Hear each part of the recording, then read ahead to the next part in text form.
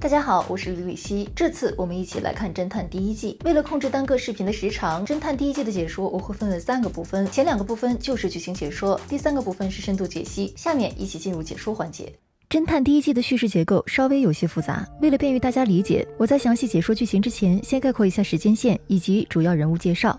故事大体分为4个时间段讲述，分别是1995年、2002年、2010年以及2012年。在路易斯安那州，主角拉斯特和马蒂曾经在1995年共同破获了一个案子，抓到了凶手。但是到了2002年，拉斯特发现凶手似乎另有其人，他试图重新查案，但却遭到了上司的阻挠。同时，因为种种原因，拉斯特和马蒂的关系也走向崩裂，于是拉斯特干脆辞职，从此渺无音讯。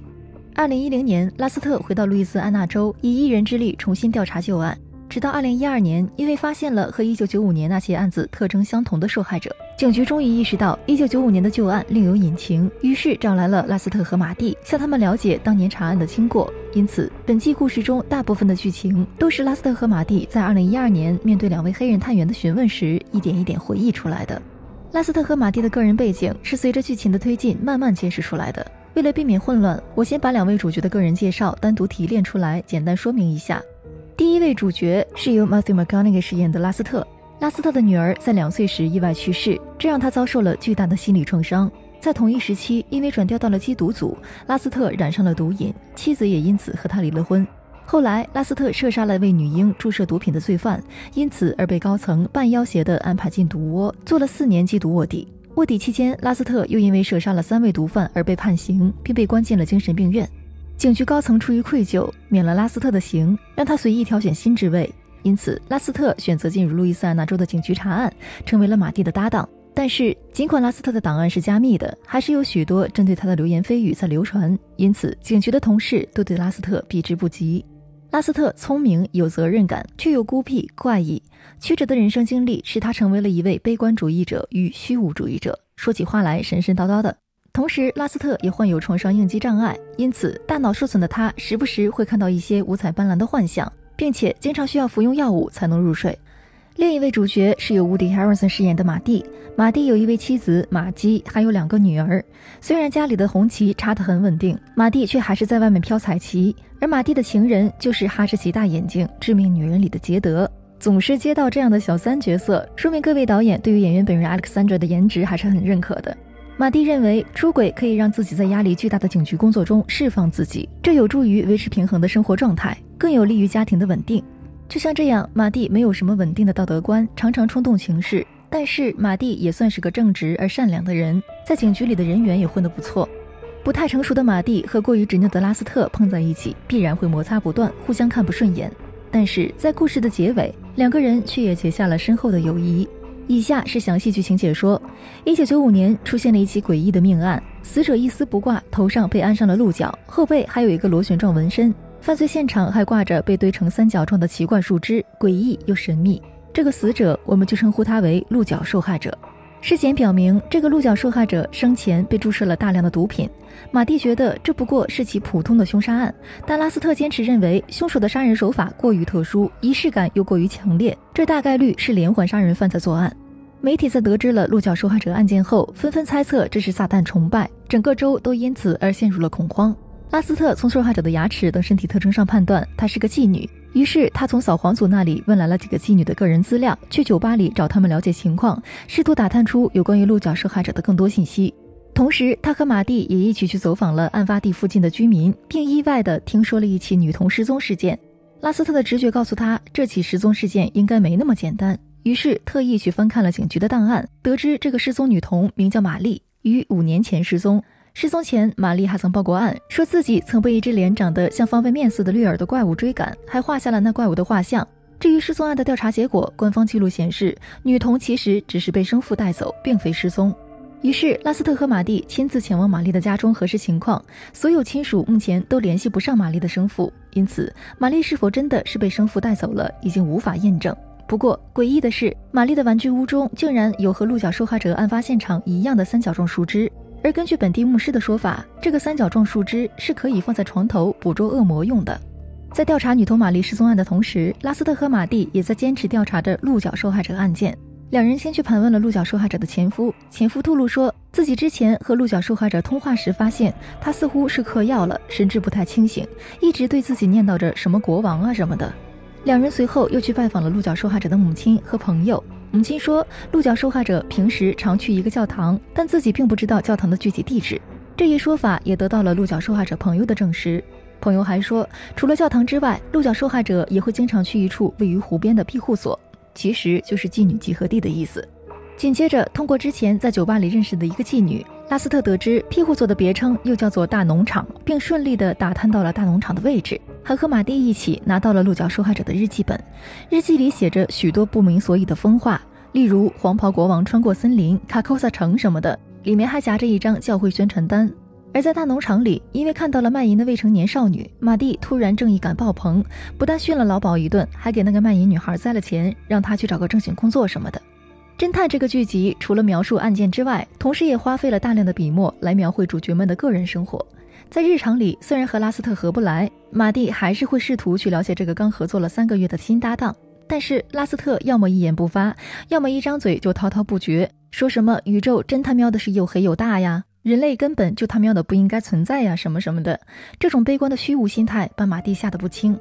马蒂的妻子马基也很想认识一下马蒂的搭档，很早就想请拉斯特来家里吃饭，一连请了3个月，拉斯特才同意。但是在赴约当天，因为刚和线人在酒吧里碰过头，拉斯特喝得醉醺醺的就来了。马蒂怕拉斯特这个鬼样子会吓着自己的孩子，因此想找借口把拉斯特送走。不料拉斯特却似乎被马蒂的家庭氛围感染了，他也许是回想起了自己也曾经拥有过的美满家庭，竟然和马基相聊甚欢。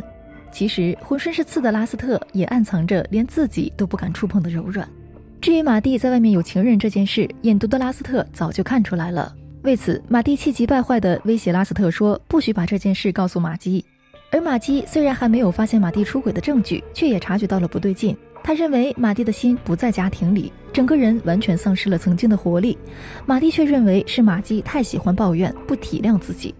接着来看看查案的进程。警局这边突然来了一个姓塔特尔的牧师前来拜访，并表达了对于鹿角受害者案件的关心。这个塔特尔牧师真的是位高权重，别的不说，光凭他和州长是堂兄弟这一点就足以见其分量。在这位大人物面前，警局上司当场表示会专门成立一个调查小组来接管鹿角受害者案件，以此来响应塔特尔牧师对于案件的特殊重视。拉斯特一听上司要拿走自己的案子，当场就拉下了脸。而几天后，当这个已经成立了的调查小组来向拉斯特索要鹿角受害者案件的资料时，拉斯特也表现得极其不配合。对于拉斯特那不通人情的恶劣态度，上司警告拉斯特说，你可别太狂了，警局里没人喜欢你，你还能在这里待下去，全都是马蒂在为你做心鱼担保，别觉得自己像很聪明似的。鹿角受害者案件你查了这么久也没有结果，我把案件移交出去也是理所当然。通达人情世故的马蒂于是趁机和上司谈条件，说不如让自己和拉斯特先接着调查到月底，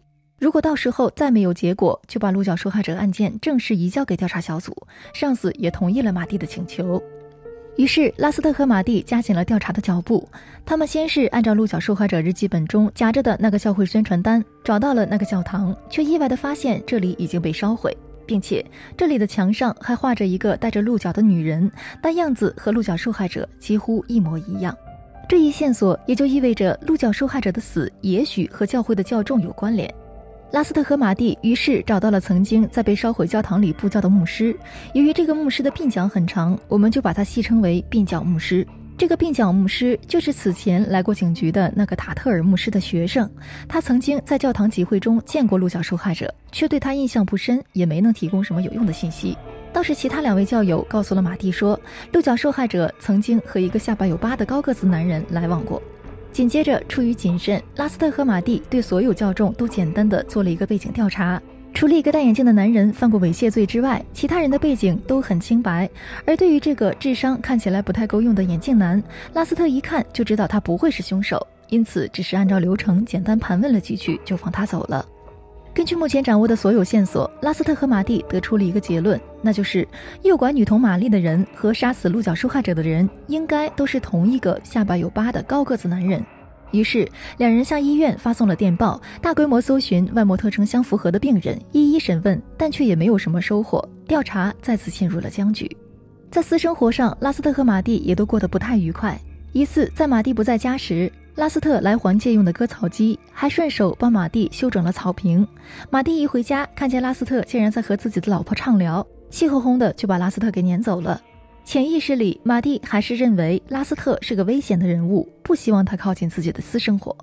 至于马蒂自己，他和妻子马基的隔阂越来越深，大女儿也因为画色情图画而在学校里被老师训斥，处处都不顺心。情人那边也出了问题。一次，当马蒂和马基带着拉斯特在酒吧里帮拉斯特相亲时，马蒂竟然看见情人在和其他男人约会。嫉妒心爆棚的马蒂追到了情人家里，把那个男人暴打了一顿，之后就心情不佳的在大街上游荡。马基见马蒂久久不回家，于是给拉斯特打电话询问情况。拉斯特虽然心中有数，但是也为马蒂保守了秘密，什么都没说。而在案件的调查上，因为没有新的进展，拉斯特于是转而开始研究旧案的资料，这让他有了一个重大发现，那就是3年前溺亡的一具女尸背后竟然也和鹿角受害者一样有螺旋状纹身，并且她身体里的毒品成分和鹿角受害者也相同。于是两人找到了溺亡受害者的祖父，得知溺亡受害者曾经和一位叫做乐度的人私奔过，并且拿到了溺亡受害者生前的同学录。同学录显示，溺亡受害者之前就读的学校隶属于一个叫做思源计划的教育项目，由塔特尔基金会投资建立。而塔特尔，大家一定要记住这个人，他就是那个来过警局的牧师州长的堂兄弟。这所学校已经于1992年关闭，拉斯特去学校的旧址看了一眼，那里已经完全荒废了，只有一个割草的工人在工作。但是在乐度的身上，拉斯特和马蒂却找到了突破口。这个乐度犯案累累，自己还有一个毒品实验室，产出的毒品种类和鹿角受害者以及溺亡受害者身上检测出来的一样。更巧的是，这个乐度就是鹿角受害者前夫在监狱中的前狱友。看起来似乎是鹿角受害者前夫对鹿角受害者怀恨在心，因此才让前狱友乐度在出狱后替自己杀人。于是拉斯特和马蒂立即对乐度发出了通缉令，并开始审问鹿角受害者的前夫。但是前夫否认自己指使乐度杀人，说自己只是向乐度展示过鹿角受害者的照片而已。前夫还说，乐度曾经吐露，南部的有钱人会搞邪教崇拜，用女人和孩子做祭品，在一个有黄袍国王的叫做卡科萨的石头镇里朝拜。参与朝拜的人的背后都会有螺旋状纹身，乐度自己的后背也有一个。同时乐度还有一个叫做泰隆的同伙帮他一起制毒。调查到现在，邪教的存在终于彻底浮出水面。这个乐度似乎只有一个表亲，除此之外查不到任何有关于他家人的任何信息，因此要揪出乐度就只能从乐度同伙那里下手了。但是在走访了乐度同伙的母亲和几位前女友后，拉斯特和马蒂没有得到任何有用的信息。这时马蒂的家里又出事了，因为上次暴打了前任的新男友，前任和马蒂的关系闹掰，他干脆把马蒂出轨的事全都告诉了马蒂的妻子马基。马基一气之下也带着孩子回到了娘家。受到刺激的马蒂一边试图挽回妻子，一边战斗力爆棚，大晚上独自行动，从夜店的毒贩子那里逼问出了乐度的信息，得知乐度目前只为一个叫做钢铁十字军的摩托车党提供毒品，而这个钢铁十字军竟然就是拉斯特做卧底时接触过的帮派。于是拉斯特想出了一个计策，他决定找个借口重新潜回帮派，以做毒品交易的名义引出供货商乐度。为此拉斯特从警局政务室里偷来了毒品做准备，并花了些时间在帮派的地盘四周晃悠，以此来引起帮派成员的注意。而在策划行动的期间，马蒂也顺便搬来了拉斯特的公寓，两个人正式同居。同时拉斯特也受马蒂所托去劝过马基，要他原谅马蒂，但是马基还正在气头上，怎么都劝不动。准备了大约1个星期后，拉斯特被请到了帮派里，并见到了旧相识黄胡子，假意向他提出合作。黄胡子不太信任拉斯特，正好他正在筹备一场抢劫，缺一个人手，因此要拉斯特也参与进来帮忙，以表忠心。至于合作的事以后再说。参与抢劫的一共有4个人，他们计划伪装成警察去抢一个黑人区的仓库。拉斯特见这几个人连个撤退计划都没有，知道事情不靠谱，但是也无法推脱，只能跟着一起前去了。果不其然，抢劫过程中出了乱子，一个同伙把人质打死了，警察也被引了过来。见势不妙，拉斯特只好打倒了2个同伙，自己挟持着黄胡子往外逃，马蒂也顺利赶到，接走了2人。这段长镜头很精彩，当初侦探收视率的突然飙升，很大程度上要归功于这段戏的精彩拍摄。在拉斯特的威胁下，黄胡子同意帮他们引出乐度，并把乐度的同伙约了出来。这个乐度同伙也不是吃素的，谨慎的他察觉到事情不太对劲，于是把拉斯特骂了一顿就走了。骆驼同伙离开后，拉斯特和马蒂跟踪着他来到了一片树林里。树林里安装了许多防入侵的装置，多亏拉斯特熟悉打猎那些套路，懂得识别陷阱，两个人才安全地来到了乐度制毒的老巢前。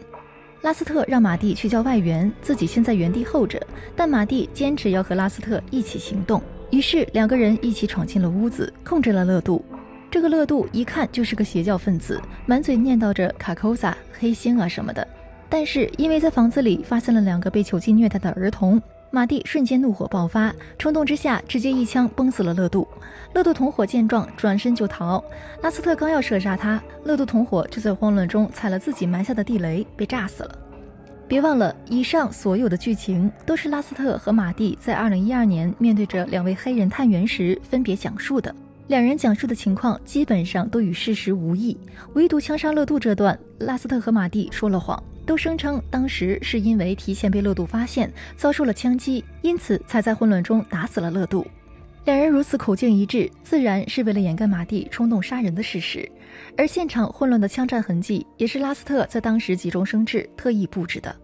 被囚禁的2个孩子中，男童已经死亡，女童幸运地活了下来。2个孩子体内的毒品成分和鹿角受害者体内的相同，所有人都毫不怀疑地认定乐度就是真凶，案子也终于破了。今天的解说就到这里，剩下的一半剧情我们在下一个视频里再接着说。如果喜欢可以关个注点个赞，感谢大家的观看。